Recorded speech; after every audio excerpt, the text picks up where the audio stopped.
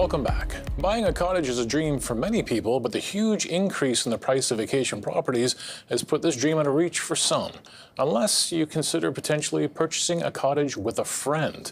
Now, as the concept of co-ownership increases in popularity, what do people need to keep in mind? Earlier, Georgia Swan, tax and estate planner at TD Wealth, joined Kim Parlee and talked about a key consideration to remember. Make no mistake, this is a business transaction. And the truth is, if you don't treat it as a business transaction right from the beginning, it can go all kinds of horribly wrong.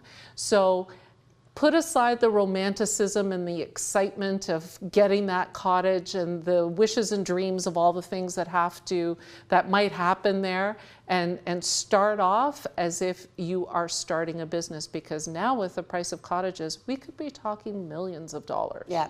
Before we get into what you need to be thinking about, give me an example of how these things can go horribly wrong. Because if you're someone buying a cottage and maybe 3 people want to go in and buy a cottage worth $1 million, that's a pretty sound investment. It's accessibility, which is very exciting for people. But the flip side is what? The flip side is not going into it with a clear plan about how that cottage is going to be managed and how you are all going to use it. So I had clients once where basically it was an idea of, who gets what weekends, and they hadn't really worked that out. So it was just sort of people going, okay, I have dibs to this weekend or that week. And it started resentment because people, for example, or owners that could plan months and months in ahead seem to be able to get all the best weeks, and other people who, for example, in their lives were not able to plan so far in ahead about when their vacation was going to be, were relegated to kind of not so great weeks or weekends. So that was one of the big issues. Or the expenses. You want to add on a deck, someone else doesn't want to. You want to sell, someone doesn't want to. Anyways, all the good stuff. Okay, so what kind of conversation? You said start as a business transaction. Right. What do you need to talk about? First of all, your budget. How much are you going or able to expend towards purchasing this cottage? Figure it out with the friend you're going to buy it with and stick to it. This can be especially important if the 2 or 3 or however many people who are buying the cottage have different financial means.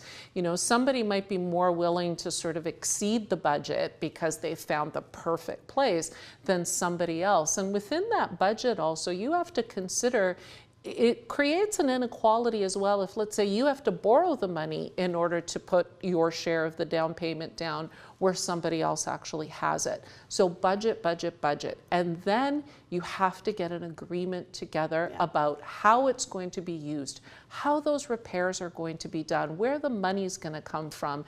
If one person buys a boat, can everybody use the boat?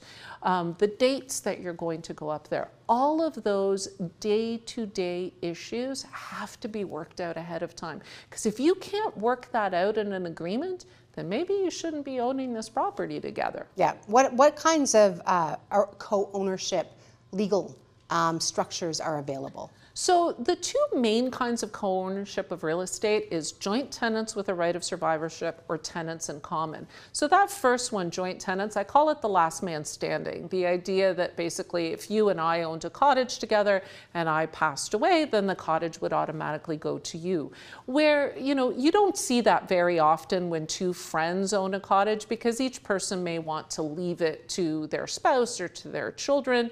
So usually you'll see it as tenants in common. It might be an equal interest, it might not. It might be that somebody owns 75, the other person owns 25, but they can deal with their share independently of the other. But there's another thing to agree about. If you have, for example, the idea that, all right, if I pass away, the cottage is going to my children, my co-owner should be thinking, do I really want to own the cottage with this person's children?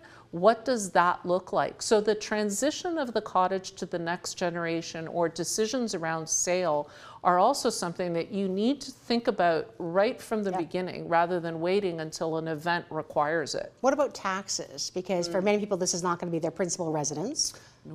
No, that's a big one. So for a lot of people, it's going to be a secondary residence. So the principal residence exemption may not apply because they have another home to which they want to apply it to. So that becomes another issue when it transitions to the next generation. If one of the owners has a huge tax bill that can't be maintained, then that might be a problem. And so the people inheriting it say, we may not be able to afford to keep it. So then you're looking at sales. Does the surviving owner want to buy out the other people? So that can be a huge issue. Yeah, and the whole thing about, if someone decides, like, let's say 2 or 3 people buy a cottage and one person wants out, unless the other owners want or can buy out the other person, there's not a lot of other people in the world going to say, I want to buy, 33% of this cottage with these other people. Absolutely. So the only recourse is to court. There's a particular court action called partition and sale, where basically everybody will be forced to sell the cottage if they cannot buy out that other person.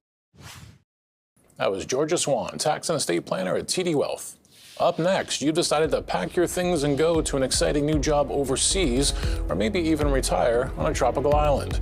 Leaving may be easy, but filing your taxes, well, that's another story. Mindy Bannock of TD Wealth will explain. You're watching Money Talk.